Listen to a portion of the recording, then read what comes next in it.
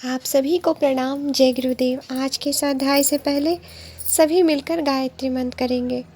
ओम भूर्भुवः स्वः तत्सवितुर्वरेण्यं भर्गो देवस्य धीमहि धियो यो नः प्रचोदयात्। पिछले अध्ययन में आप सभी ने सुना अमरनाथ के इस विचित्र रहस्य के कारण की खोज आज तक कोई भी नहीं कर सका। जो भी उसे देखता है ईश्वर की महिमा कहकर सिर झुका लेता है। यदि यह सब प्रकृति का ही खेल है तो हमारा ध्यान ऋग्वेद की ओर जाता है, जिसमें कहा गया है, जगत के कारण स्वरूप ब्रह्मा, जीव और प्रकृति तीनों पदार्थ अनादि हैं। परमात्मा जीव को कर्म फल प्रदान करने के लिए अध्यक्षता करता है, पर व्यवस्थापिका प्रकृति ही है जो परमात्मा के आदेशों के अनुसार जीव को फल प्रदान करती है। इन तीनों में जीव और परमात्मा चेतन होने के कारण उनके प्रकाश में स्वरूप की तो निश्चिंतता हो जाती है, पर प्रकृति भी सत्व गुण वाली होने के कारण प्रकाशमय अर्थात चेतन ही है। परमात्मा की अनुवृत्ति होने पर भी वह स्वतंत्र अस्तित्व है, इसलिए अपने उपासक को वह परमात्मा की तरह ही फल देती है। कई बार जिस प्रकार नाराज पिता को भी माता अपने सौंदर्य और काम गुण द्वारा प्रभावित कर के पुत्र के अपराध क्षमा करा लेती है, प्रकृति भी जीव के लिए कर्मध्यक्ष परमात्मा से क्षमा प्राप्त कराकर उसके लिए सुख समृद्धि का द्वार खोल देती है। सावित्री उपासना को प्रकृति की उपासना कहकर कुछ लोग उसे जड़ उपासना का दोष लगाते हैं। यहाँ उसके भाव पक्ष को ही स्पष्ट किया जा रहा है कि प्रकृति का सत्व गुण उतना ही चेतन और सर्वशक्तिमान है जितना ब्रह्म। इसलिए ब्रह्मा की उपासना से जो लाभ मिल सकते हैं वे सब प्रकृति की भावनात्मक उपासना से भी मिल सकते हैं। विभिन्न यांत्रिक और तांत्रिक साधनाओं द्वारा ही उसे वश में करने की कष्टसाध्य प्रक्रिया आवश्यक नहीं। प्रकृति की कृपा पाने के लिए उसका पति होना ही आवश्यक नहीं, पुत्र होकर भी उसका स्नेह और प्यार प्राप्त किया जा सकता है। गायत्री को माँ मानने और नारी के रूप में उपासना का यही दर्शन है। प्रस्तुत प्रमाण उसकी चेतनात्मा सिद्ध करने को ही लिखे जा रहे हैं। अमेरिका के केंटकी राज्य में मेमेंथ नामक प्रकृति गुफा है। इसे मनुष्य ने नहीं बनाया, प्रकृति ने अपने आप बनाया है। उसकी कारीगरी देखते ही बनती है। डिजाइनदार खंभे और कमरे कोई 200 मील लंबे क्षेत्र में फैले हुए हैं।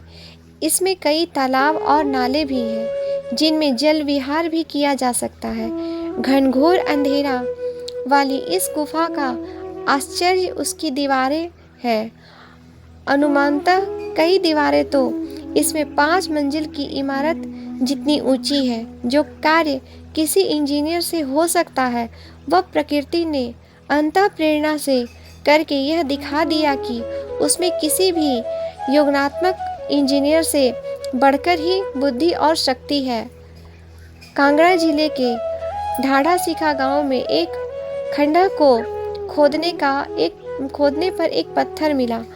पत्थर किसी इमारत या पुरातत्व विभाग का दावा हुआ टुकड़ा न होकर विशुद्ध खनिज था, पर जब उसे बाहर निकाला गया तो लोग आश्चर्यचकित रह गए कि उस पत्थर में एक चिड़िया का हूबहू चित्रांकन है। चोंच, पूंछ, पंजे सारे अवयव ठीक किसी चित्रकार द्वारा बनाए चित्र जैसे ही हैं। उसे देखने के लिए हजारों की भीड़ जमा रहती है। लोग समझ नहीं पा रहे हैं कि जहाँ हवा पहुँचती नहीं, जहाँ खाने पीने के नाम पर मिट्टी ही मिट्टी है, उस अंतराल में दबी हुई यह प्रकृति आखिर किस तरह चित्र बनाती रहती है। कारण कुछ भी हो, प्रकृति ने इस उदाहरण से सिद्ध कर दिया कि वह इंजीनियर ही नहीं कुशल चित्रकार भी है। महाकाल की महाकाली सावित्री। इसमें अध्ययन करेंगे। गायत्री महाशक्ति का उपयोग दक्षिण मार्गी भी है और वाम मार्गी भी। दक्षिण मार्ग अर्थात सीधा रास्ता, शुभ लक्ष्य तक ले जाने वाला रास्ता। वाम मार्ग मानना कठिन रास्ता, भयानक लक्ष्य तक ले जाने वाला रास्ता। चाकू के दोनों ही प्रयोग हो सकते हैं, कागज काटने, पेंसिल बनाने, फल काटने आदि के उपयोगी कार्यों के लिए और भी किसी को चोट पहुंचाने, अंग भंग करने, प्राण लेने के लिए भी है। यह प्रयुक्त की समझ और चेष्टा के ऊपर निर्भर है कि वह उसका किस प्रकार उपयोग करे। गायत्री का दक्षिण मार्गी प्रयोग हमने सीखा और सिखाया है। वह व्यक्तित्वों का परिष्कार करती है। जन स्तर को ऊंचा उठाना एक बहुत बड़ा काम है। वह सदा सर्वदा प्रयोग करने योग्य है। उसमें लाभ ही लाभ है, भले वह समग्र विधान के अभाव में सीमित प्रतिफल प्रस्तुत करे, पर उसमें किसी प्रकार की हानि नहीं, प्रतिकूल परिणति की आशंका नहीं है। माचिस का प्रयोग भी चाकू जैसा ही है। उससे आग जलाकर शीत से बचने, भोजन पकाने, सटपुटी, आयुर्वेदिक रसायन, रस भस्म बनाने जैसी उपयोगी कार्य भी हो सकते हैं। और ऐसा भी हो सकता है कि उसी माचिस से घर में आग लगाकर समूचे गांव को भस्म कर दिया जाए। आग लगाकर आत्महत्या भी की जा सकती है और किसी दूसरे का प्राणहरण भी हो सकता है। गायत्री के तंत्र प्रयोग भी है। देवी भागवत में गायत्री तंत्र का एक स्वतंत्र प्रकरण भी है। विश्वामित्र कल्प में उसके विशेष विधानों का वर्णन है। लंकेश तंत्र में भी उसकी विधियां हैं, पर है वे सभी संकेत मात्र। तांत्रिक प्रयोगों को गोपनीय इसलिए रखा जाता है कि उसे कुपात्र की जानकारी से पहुंचा देने से भस्मासुर जैसे संकट बताने सिखाने वालों के लिए भी खड़े किए जा सकते हैं। द्रोणाचार्य ने जिन शिष्यों को बाण विद्या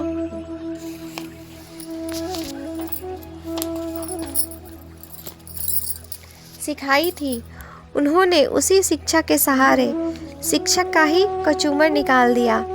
इसलिए उसके प्रयोग को, विधानों को गुरु परंपरा में ही आगे बढ़ाया जाता है, ताकि पात्रता की परख करने के उपरांत ही शिक्षण का प्रयोग आगे बढ़े। रावण वेदों का विद्वान था। उसने चारों वेदों के भाष्य भी किए थे, जिनमें से कोई कोई भाग अभी भी मिलते हैं, पर उसने वेद माता गायत्री का वाम मार्ग अपनाकर उसे अनर्थकारी प्रयोजनों में ही लगाया। स्वार्थ ही साधे, सोने की लंका बनाई, परिवारियों को अपने जैसे ही दुष्ट बनाया, देवताओं को सताया, मारीच को वेश बदलने का विद्या सिखाकर सीता हरण का षड्यंत्र रचाया। इन तत्कालीन सफलताओं का लाभ लेते हुए भी अंततः अपना सर्वनाश किया और अनेक ऋषि मुनियों को त्रास देने में कोई कमी न रखी। यही है तंत्र मार्ग, वाम मार्ग। यह मनुष्य को अपनी इच्छा है कि शक्तियों को सत्य प्रयोजन में लगाए या अनर्थ के लिए प्रयुक्त करे। तंत्र मार्ग एक प्रकार की भौतिकी है। उसकी परिधि भी सीमित है और प्रयोग भी कुछ दुर्बल स्तर के लोगों पर ही हो सकता है। बहेलिए, लोमड़ी, खरगोश, कबूतर जैसे प्राणियों पर ही घात लगाते हैं। उनकी हिम्मत शेर, बाघ, चीते, घड़ियाल जैसे जानवर पकड़ने की नहीं होती। उनकी खाल की कीमत भी बहुत मिल सकती है, पर साथ में जान जोखिम का खतरा भी है। इसीलिए प्रहार दुर्बलों पर ही होता है, जाल में वो ही फंसते हैं। तांत्रिक प्रयोग भी मनस्वी लोगों पर ही चलते हैं। उनकी तेजस्विता से टकराकर वापस लौट आते हैं। ऐसा न होता तो हिटलर, मुसोलिनी जैसे खलनायकों को किसी तांत्रिक ने ही मार दिया होता। पुरातन काल में तंत्र प्रचलित था, पर वह वृतासुर, महिषासुर, हिरण्यकश्यपु जैसे पर नहीं चला। हीन मनोभूमि के लोग उसे गुलेल की तरह दुबले प्राणियों को आहत करने में ही प्रयुक्त करते हैं। हिप्नोटिज्म में भी दुर्बल मन वाले लोग ही प्रभावित होते हैं। तंत्र के अनेक माध्यम हैं, उनमें से एक गायत्री तंत्र भी है। उसकी साधना किसी व्यक्ति विशेष को हानि पहुंचा सकती है, व्यापक क्षेत्र में उसका प्रयोग नहीं हो सकता। मारन, मोहन, उच्चाटन, वशीकरण, स्तंभन आदि प्रयोगों के तंत्र विधान है। इनमें किसी व्यक्ति विशेष को कठिनाई में फंसाया जा सकता है, प्रतिशोध लिया जा सकता है, पर ऐसा कुछ नहीं है जिसमें किसी को ऊंचा उठाने, आगे बढ़ाने या संकट से उबारने का उच्च स्तरीय प्रयोजन पूरा हो सके। गायत्री त्रिपदा है, दक्षिण मार्ग में उसका यही स्वरूप प्रयुक्त होता है।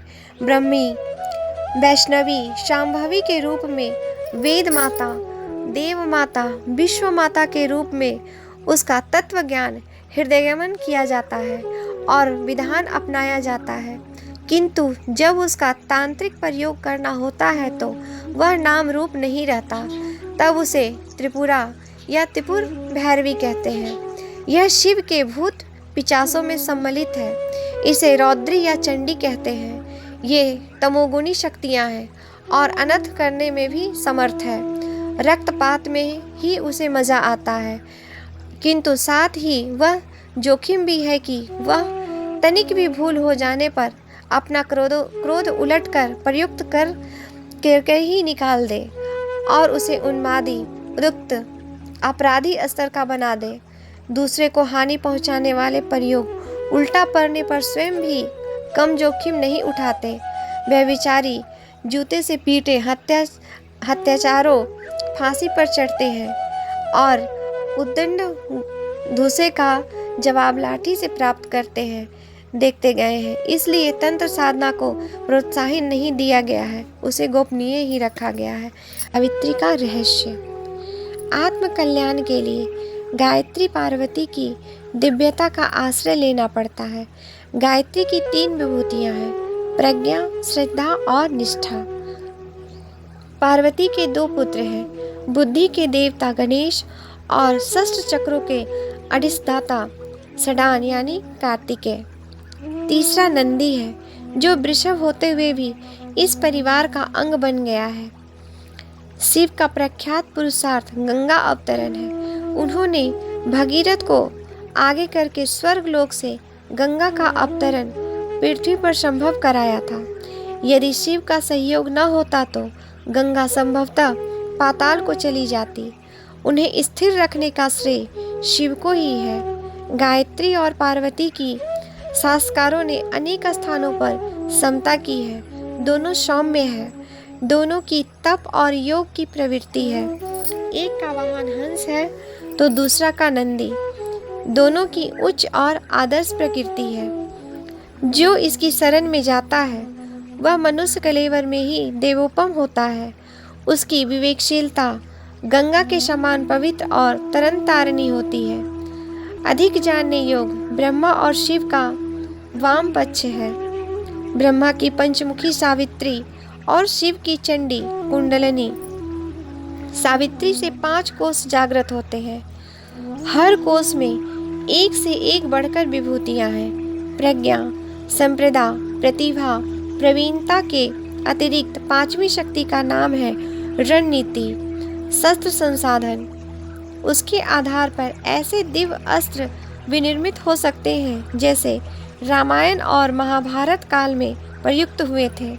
आग्नेयास्त्र, वरुणास्त्र, कृत्या, गति चक्र जैसे दिव्य बाण उन दिनों प्रयुक्त हुए थे।